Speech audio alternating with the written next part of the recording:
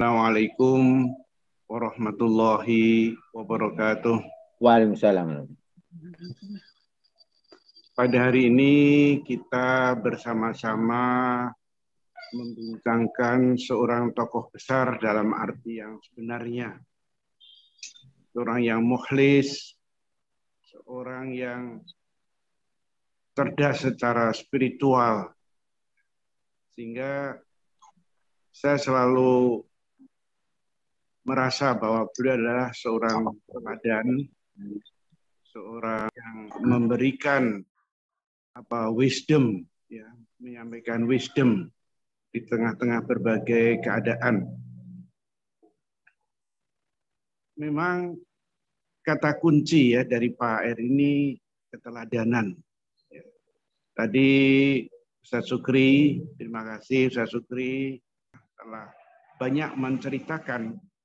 Tapi ada beberapa hal yang secara pribadi sangat menyentuh, terutama yang berkaitan dengan keteladanan.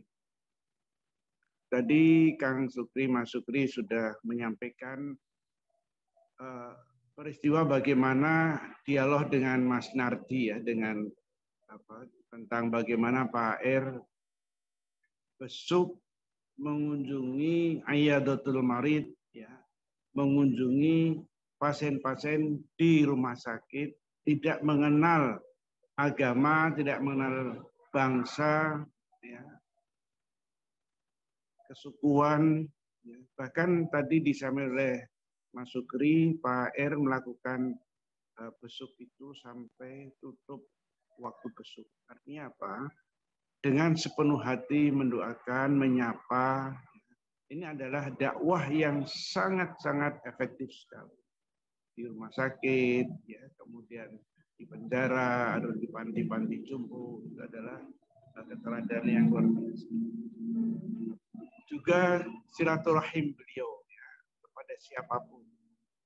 Pernah tahun 86 ya, itu Pak R bersama Bu AR tiba-tiba rawuh ke tempat tinggal saya masih tinggal di Rawamangun waktu itu di Jalan Mangga di Rawamangun. Saya terkejut, siang-siang ada mobil dari Rumah Sakit Islam. Itu parkir di depan rumah saya dan sopirnya memberitahu saya mengantar Pak R dan Bu AR. Ketika Bu AR, Pak R enggak, saya matur Pak R, Bu AR, maturun, mestinya saya yang ditimbali, jangan Pak R, Bu AR yang rawuh ke sini, karena saya muda. Apa jawaban Pak R? Nak Habib, aku sing kangen Nak Habib. Ya. Saya yang kangen dengan Nak Habib. Jadi saya yang datang. Ini kebesaran hati seperti ini dan mengunjungi mereka anak-anak muda yang jauh di bawah usia beliau. Ini juga terjadi pada Pak Jindar, ya, tokoh-tokoh ya, sepuh waktu itu yang memang gemar bersilaturahim, bahkan menengok ya, anak-anak muda dan juga kadang-kadang mengunjungi tempat training, ya, tempat kegiatan-kegiatan anak muda dan sebagainya.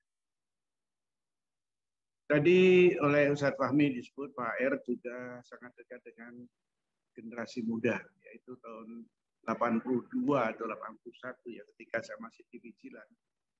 Anak-anak muda di Jogja itu akan mengadakan book fair, International Islamic Book Fair, ya, namanya cukup megah pada tahun itu, ya, mengadakan pameran buku Islam internasional.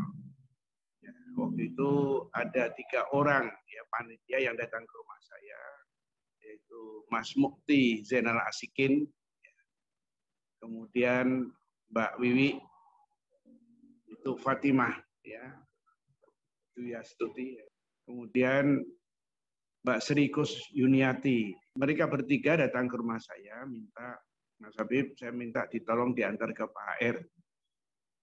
Akhirnya kita suan Pak R dan diterima dengan baik sekali oleh Pak R, ya, dengan welcome, ya, dan kemudian Mas Mukti menyampaikan, Pak R, kami bertiga sowan pada Pak R untuk memohon pada Pak R untuk menjadi penasihat dari International Islamic Book Fair yang untuk pertama kali kami adakan di Jogja. Penasihat pertama yaitu Si Sultan Hamengkubuwono IX, beliau sudah berkenan, kedua Mas Salim Dirjen sudah bersedia. Nah ini sekarang kita sowan kepada Pak R. Jawaban Pak R ini sangat-sangat cerdas sekali dan sekaligus tadi seolah-olah membuat joke ya, tapi benar-benar serius. Wah, ini saya merasa mendapat kehormatan untuk menjadi penasehat. Tapi saya ini tidak pernah internasional, saya itu biasanya interlokal gitu. Di zaman itu kan telepon itu masih interlokal ya. Jadi belum ada HP. Jadi saya ini tidak pernah internasional. Saya ini biasanya interlokal. Jadi ya kita semua. Tidak pernah suatu ketika saya seperti kena smash ya. Tapi sebenarnya tidak. Beliau mengatakan apa adanya. Ya itu sekitar masih tahun 70-an akhir atau pertengahan ke atas. Karena waktu itu tahun 76 ke atas saya sudah mulai diundang ke TVRI ya. Mengisi di TVRI, kita diminta brainstorming apa yang mestinya dilakukan untuk memperbaiki atau meningkatkan kualitas siaran TV. Nah, ketika ditanya satu persatu, saya sebagai anak muda dan memang semangat saya waktu itu seperti itu. Saya ingin menghadirkan kajian-kajian yang sebagian punya makna filosofis, jadi memberikan makna-makna filosofis dari kegiatan-kegiatan. Dan waktu itu saya pernah membawa gambar tentang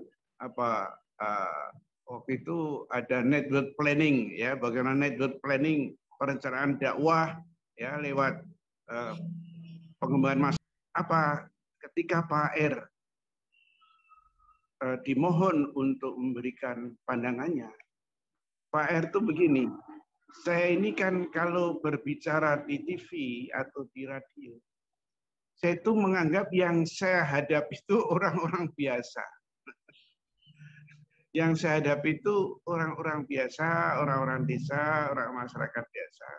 Jadi saya itu kalau bicara enteng-enteng. Jadi nggak filsafat-filsafatan gitu. Saya waktu itu kan masih mahasiswa filsafat UGM, jadi semangat filsafat itu tinggi. Saya itu enteng-entengan dan yang saya hadapi itu adalah masyarakat biasa. Saya tidak filsafat-filsafatan. Luar biasa Pak R, luar biasa. Jadi sangat cerdas sekali ya, Pak R.